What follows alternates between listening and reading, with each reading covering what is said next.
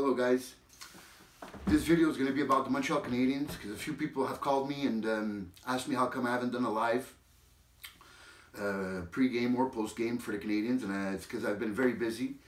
So and today it doesn't look like I will be able to do a live again. So let me give you just a little quick recap of the Canadiens' first 6 games, some points I want to touch with you. And at the end of the article, I'm going to read this. At the end of the video, I'm going to read this article about this this anonymous author that wrote an article in SB Nation on pension plan puppets called "Why We Hate the Montreal Canadiens." This jabroni's probably a Leafs fan, but anyways, I'll get to that at the end of the video. So the Canadiens are 4-0-2, first 6 games on the road, I might add. I love to see that all 4 lines are producing.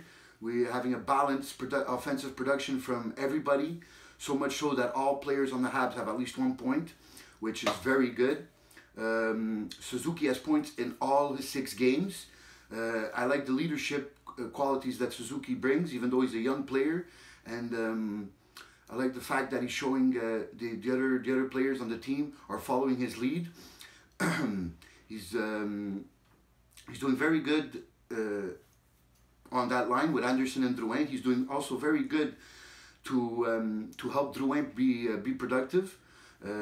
I think Suzuki and Drouin match well together because of their hockey IQ, and Anderson is the perfect addition on that line. This is a big body that can also skate well, and that goes to the net. So that's good, good addition for the Canadiens there on that aspect. Also, I think Edmonton is a very good addition. Balances out again the defense on permits Petrie on that duo to have a bit more of liberty offensively, because Edmonton stays more in the back and protects more his end, even though the Canadiens don't spend too much time in their zone. I like the fact that they're the highest scoring team in the league.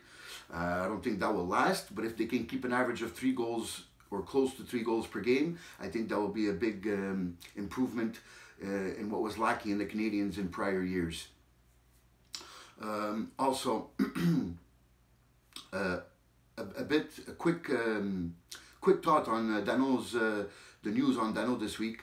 That was confirmed by both sides, saying he refused a $5 million a year contract for 6 years, which is a total of $30 million. I think that was a very stupid mistake by Danault.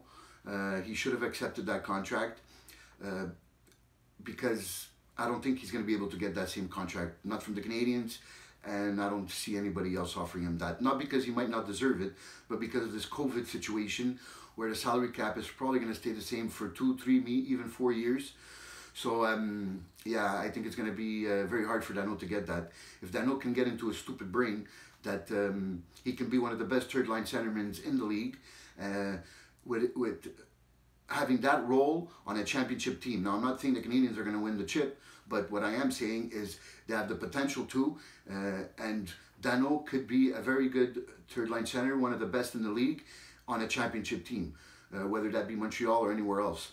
And if he should realize that even on the third line, even if his role in his head won't be as offensive as it could be on the first 2 lines, I don't agree with that. I think it's going to be it could be very offensive role.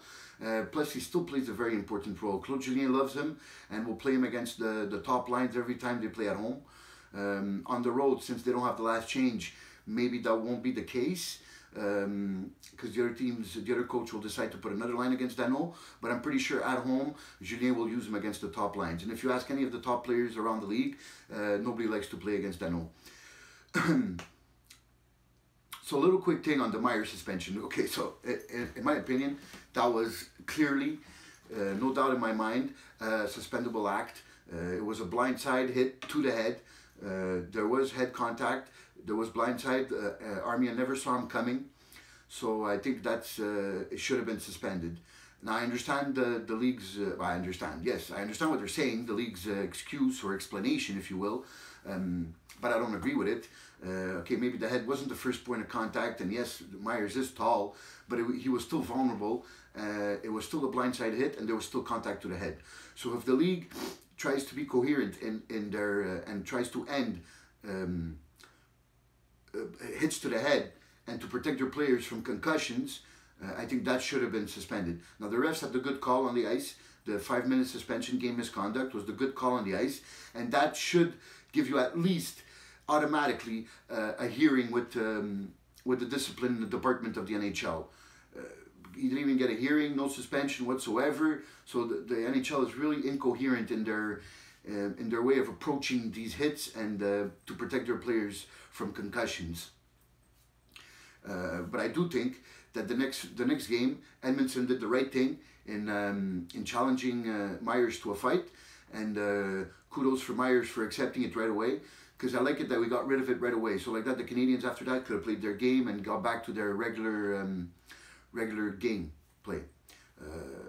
Because if not, there would have been a game of chasing Myers the whole game, trying to finish your checks on him, and they wouldn't have concentrated on their game and instead of vengeance towards Myers.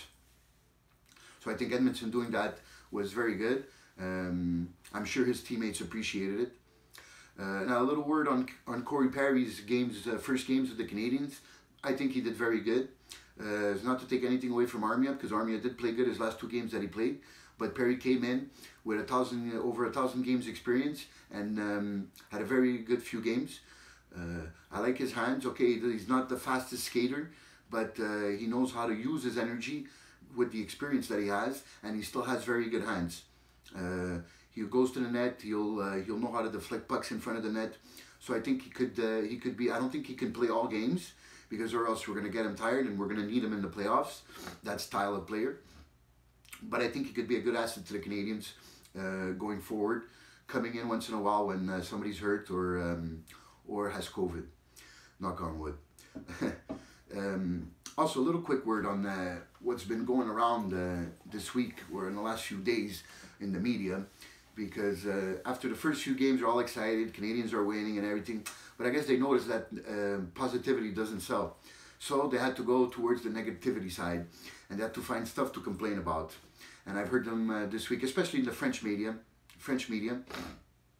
Even though they're 4-0-2 on the road, we'll still find something. This is the Montreal market. We'll still find something to complain about. And what they've been complaining about is the penalty kill, that the Canadians allow a lot of goals on the penalty kill.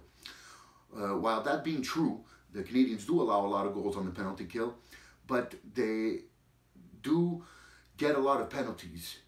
So the ratio of penalties towards goals is not as high as goals, just plainly goals on penalty kill. All they have to do is fix the indiscipline problem, and they'll fix the problem of the amount of goals on the penalty kill.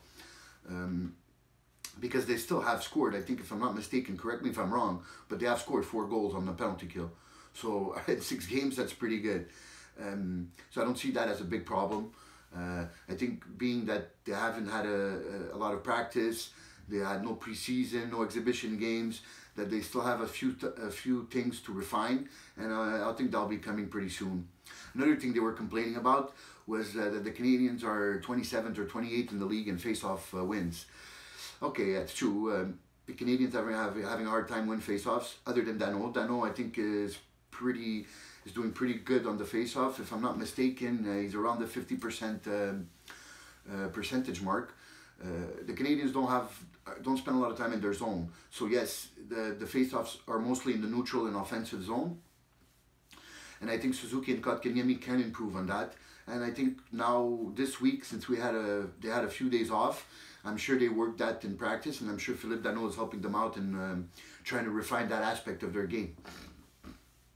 All right, so after talking to you about the Habs, let me read you this article from this anonymous guy that refuses to name himself.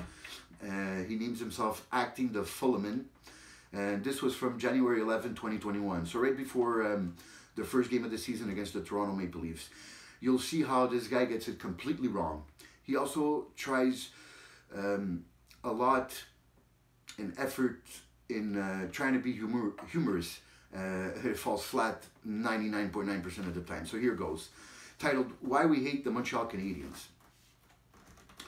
So he says, it's time, kids. Let's get to the biggie, the Montreal Canadiens. Montreal is a truly beautiful city, especially if you like subway restaurants and strip clubs. And who doesn't? Its buildings face a legacy of cultural cosmopolitan exchange against the skyline, which is, oh fuck, it's snowing again.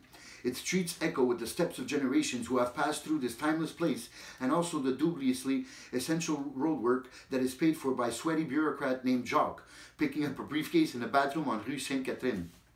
Like if everybody in Montreal is francophone and named Jacques. But whatever. Even if it's been surpassed in population, influence, money, and the ability to turn right on a red light by Toronto, Montreal remains a great reminder of how a thing can have been cool at one point, even if it's obviously in decline and has been for decades. So apparently the Habs are in decline for decades. Okay, I wonder how many decades the Leafs are in decline. But speaking of have you heard, the Montreal Canadiens have the most Stanley Cups. Yes, they won virtually all of them during a period where there were 6 teams, or when the league had just expanded so rapidly that there were new franchises made entirely of Muppets. But you can't deny the achievement for their determination to honor every single goddamn player on their teams with a 9-hour torch passing ceremony reminiscent of a war memorial. They will not rest until Guy Leduc, who was a fourth right-winger in 1957, is appropriately celebrated. So an attempt at humor. Guy Leduc. The Habs are very proud of their history, and justly so, even if it's probably time to shut up about it now that the several graduating classes at McGill University have lived their whole lives without seeing the Habs win jack shit. Then he puts under parentheses, hey, what about the 1967 Leafs? And he says, Leafs fans don't bring up 1967. Everyone else does. Yeah, no kidding, they don't bring it up. Who would bring up the last time you won the Cup is over 50 years ago? Perhaps it's time to stop staring back towards an ever more distant past and look at the present. Marc Bergevin's team thinks it's ready for contention, and it's not hard to see why. After finishing 24th in the NHL last year and being gifted a playoff appearance by a ridiculously inclusive format and the decrepit Pittsburgh Penguins, the Habs were placed into a trash can by Philadelphia. Nothing daunted, Marc went all in, adding, so before I continue reading what he says Marc Bergevin added to the team, yeah, it is true. Canadians finished 24th in the league last year, 12th in our division, which permitted us to go into the qualifying round against the Pittsburgh Penguins. But we still beat the Pittsburgh Penguins, and we weren't thrown in the trash by the Philadelphia Flyers. We played a very good series against the Philadelphia Flyers. But I digress. So, he says, Marc went all in, adding, a bad defenseman he overpaid, which I'm sure will go better this time. So, I think he's talking about Edmondson. So, wrong there. A backup goalie, thereby spending $15 million in net in a league where spending on goalies guarantees you nothing. Well, once again, wrong, because Jake Allen, we see what he brings to the team in the 2 games he played. Plus, he signed an extension at less money, where he could have easily taken the same money, if not more, to stay here in Montreal. And I think his addition will be a great asset for Carey Price, because he will go and rested into the playoffs, and we all know what Carey Price can do when he's rested, and his brain is in the game. C, a winger who scored 1 goal last year. Well, that winger is Anderson, and we know that Anderson already has more goals than last year, and he's being a great addition to that first line. So, wrong again there.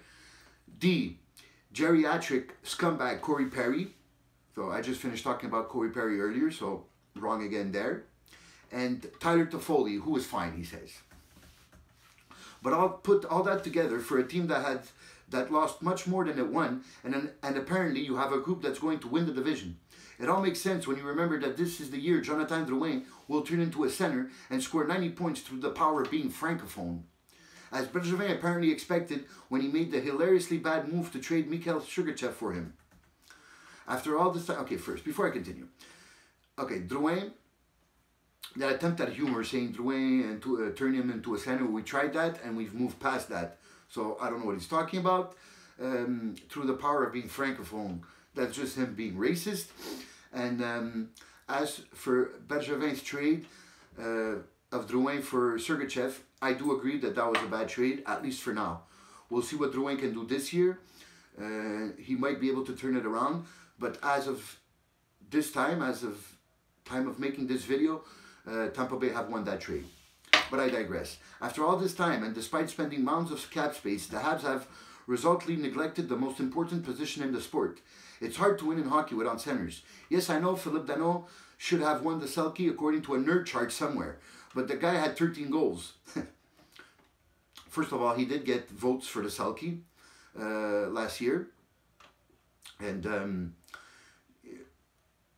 anyways, I said what I needed to say about Danault before, so I'll continue reading his article. Meanwhile, Habs fans have, you will be shocked to discover, been perhaps slightly overrating some of the team's prospects.